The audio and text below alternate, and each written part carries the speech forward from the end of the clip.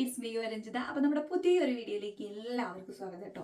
ഇന്ന് എനിക്ക് കിട്ടിയൊരു മുട്ടൻ പണി ഷെയർ ചെയ്യാൻ വേണ്ടിയിട്ടാണ് നിങ്ങളുടെ അടുത്ത് ഞാൻ വന്നിട്ടുള്ളത്. അപ്പോൾ നിങ്ങളുടെ ഫ്രണ്ട്സ് ആണെങ്കിലും സാംസങ് ഫോൺ യൂസേഴ്സ് ആണെങ്കിൽ തീർച്ചയായും ഈ വീഡിയോ നിങ്ങൾ എന്ത് ചെയ്യണം, അവർക്ക് ഷെയർ ചെയ്ത് കൊടുക്കുക. എനിക്ക് കിട്ടിയിട്ടുള്ള മുട്ടൻ പണി എന്താണെന്ന് വെച്ചാൽ ഞാൻ നിങ്ങൾക്ക് കാണിച്ചു തരാം. കണ്ടോ, എൻ്റെ ഫോണിൻ്റെ ഡിസ്പ്ലേയിൽ ഗ്രീൻ ലൈൻ വന്നിട്ടുള്ളതാണ് എനിക്ക് കിട്ടിയിട്ടുള്ള മുട്ടൻ പണി എന്ന് പറയുന്നത്. കണ്ടോ, 3 ഗ്രീൻ ലൈനാണ് എൻ്റെ ഡിസ്പ്ലേയിൽ വന്നിട്ടുള്ളത്. അപ്പോൾ ഏപ്രിൽ 25 എൻ്റെ ഫോണിൽ പുതിയ അപ്ഡേഷൻ വന്നിട്ടുള്ളത്. അപ്പോൾ ഞാൻ എന്ത് ചെയ്തു, അന്ന് അപ്ഡേറ്റ് ചെയ്തതിന് ശേഷം കുറച്ച് ദിവസം യൂസ് ചെയ്ത് അന്നൊന്നും ഒരു പ്രശ്നം ഉണ്ടായിരുന്നില്ല. പക്ഷേ ഏപ്രിൽ 30 വൈകുന്നേരം എന്ത് ചെയ്തു, ഇവിടെ കാണുന്ന ഈ ഒറ്റൊരു ഗ്രീൻ ലൈൻ വന്നു. അതിനുശേഷം പിന്നെ തുടർന്ന് വള്ളിയായി വന്ന ബാക്കി 2 ലൈനാണ് ഈ ഇപ്പുറത്ത് കാണുന്നത്. അപ്പോൾ നിർഭാഗ്യവശാൽ ഏപ്രിൽ 30 വരെ എന്ത് ചെയ്യുന്നുണ്ടായിരുന്നു, സാംസങ് അവരുടെ കമ്പനി ഫ്രീ സർവീസ് കൊടുക്കുന്നുണ്ടായിരുന്നു. കാരണം അവരുടെ ഭാഗത്തുള്ള ഫോൾട്ട് ആയതുകൊണ്ട് തന്നെ അവർ ഫ്രീ സർവീസ് കൊടുക്കുന്നുണ്ടായിരുന്നു.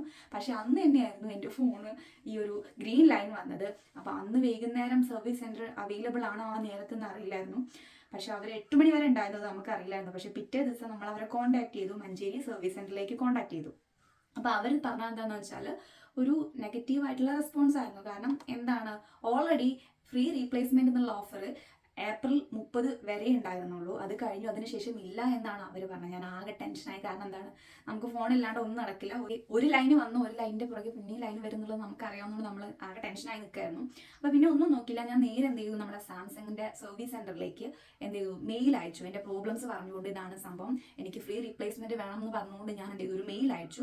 അവരുടെ ഭാഗത്തു നിന്ന് തിരിച്ചൊരു മെയിൽ വന്നു. ആ മെയിലിൽ പറയുന്നതും നെഗറ്റീവ് എന്നല്ല, അതായത് ഫ്രീ സർവീസ് കഴിഞ്ഞു, ഇനി ഉണ്ടാവാൻ സാധ്യതയില്ല, എക്സ്റ്റെൻഡ് ചെയ്യുമോ എന്ന് അറിയില്ല എന്നുള്ള രീതിക്കായിരുന്നു. അപ്പോൾ ടോട്ടലി ഞാൻ ആകെ ടെൻഷനായി പോയി. കാരണം ഇതിന്റെ ഡിസ്പ്ലേക്ക് 20,000 സംതിങ്, അങ്ങനെ 20,000 രൂപ അങ്ങനെ എന്തോ വരുന്നുണ്ട് എന്നാണ് അവർ കസ്റ്റമർ സർവീസ് സെന്ററിൽ ചോദിച്ചപ്പോൾ അവർ പറഞ്ഞിട്ടുള്ളത്.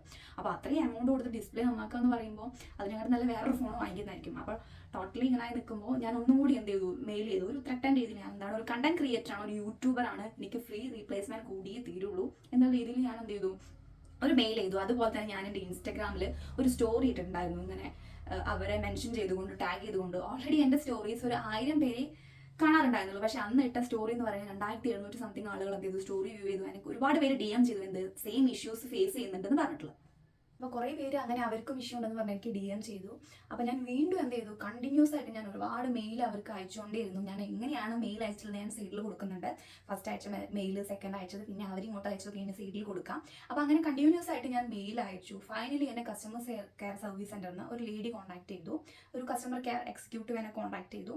അവരായിരുന്നു എൻ്റെ പേഴ്സണൽ ആയിട്ടുള്ള ആ ഒരു പ്രോബ്ലം ഡീൽ ചെയ്തിരുന്ന ഒരാൾ. അപ്പോൾ എന്നോട് പറഞ്ഞു, ഇനി എന്തുണ്ടെങ്കിലും ഡയറക്റ്റ് ആയിട്ട് അവർക്ക് മെയിൽ ചെയ്യുക, ആ ലേഡി അല്ലെങ്കിൽ ആ കസ്റ്റമർ കെയർ എക്സിക്യൂട്ടീവിന് മെയിൽ ചെയ്യാം, അല്ലെങ്കിൽ നിങ്ങൾക്ക് കോൺടാക്ട് ചെയ്യാമെന്ന് പറഞ്ഞിട്ടൊരു കോൺടാക്ട് നമ്പറും ഒരു കോഡും തന്നത് വെച്ച് നമ്മൾ വിളിച്ചു കഴിഞ്ഞാൽ നമുക്ക് അവരെ തന്നെ പേഴ്സണലി അവരെ തന്നെ കണക്ട് ചെയ്യാം.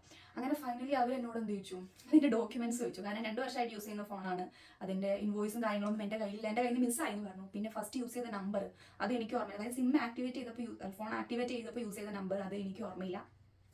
അങ്ങനെ ഒരാഴ്ച കണ്ടിന്യൂസ് ആയിട്ട് മെയിലും വിളിയും. അങ്ങനെ അവസാനം 2 ദിവസം മുന്നേ അവർ വിളിച്ചിട്ട് കാര്യം പറഞ്ഞു, ഇങ്ങനെയാണ് സർവീസ് ചാർജ് അല്ലെങ്കിൽ ഡിസ്പ്ലേക്ക് വരുന്നത് 17 സംതിങ് ആണ് എമൗണ്ട് വരുന്നത്. കേട്ടപ്പോൾ എൻ്റെ ഹാർട്ടാകെ ഞെട്ടിപ്പോയി. കാരണം ഞാനിങ്ങനെ ടെൻഷൻ ആയിരിക്കുകയായിരുന്നു. കാരണം ഇനി ദൈവമേ ആകെ കുടുങ്ങി, നിവൃത്തിയില്ലെങ്കിൽ ഡിസ്പ്ലേനെ ക്യാഷ് കൊടുക്കേണ്ടി വരുമല്ലോ എന്ന് പറഞ്ഞ്.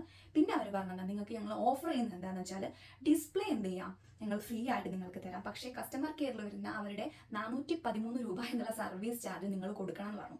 ഞാൻ ഒന്നും നോക്കില്ല, ഞാൻ ചാടിക്കേറി ഓക്കെ പറഞ്ഞു. കാരണം 17 നിന്ന് ഒരു 400ലേക്ക് കുറയുമ്പോൾ എത്രയോ ബെറ്ററാണ്. അത് കൊടുത്താലും എന്ത് ചെയ്യുന്നില്ല, നമുക്കൊരു പ്രശ്നമില്ല. അങ്ങനെ ഫൈനലി എന്ത് ചെയ്തു, അവർ ആ ക്യാഷ് ഞാൻ കൊടുക്കാം, ഓക്കെ ആണെന്ന് പറഞ്ഞു. അവർ ആ മെയിൽ എന്ത് ചെയ്തു, ഇവിടെയുള്ള സെൻറ്ററിലെ മാനേജറിലേക്ക് ഫോർവേഡ് ചെയ്തു. അങ്ങനെ മഞ്ചേരി പോയി ഫോൺ സബ്മിറ്റ് ചെയ്തു. അവർ ചെയ്തു തരാമെന്ന് പറഞ്ഞു. അപ്പോൾ ഞാൻ ഫോൺ കയ്യിലുണ്ട്, അവിടെ സബ്മിറ്റ് ചെയ്ത് കൊണ്ടുവന്നാണ്. കാരണം അതിലെ ഡാറ്റാസൊക്കെ മാറ്റാൻ വേണ്ടിയിട്ട്. അപ്പോൾ ഇത്രയാണ് ഇൻസിഡൻറ്റ് ഉണ്ടായത്. അവർ ചെയ്തു തരാമെന്ന് പറഞ്ഞു.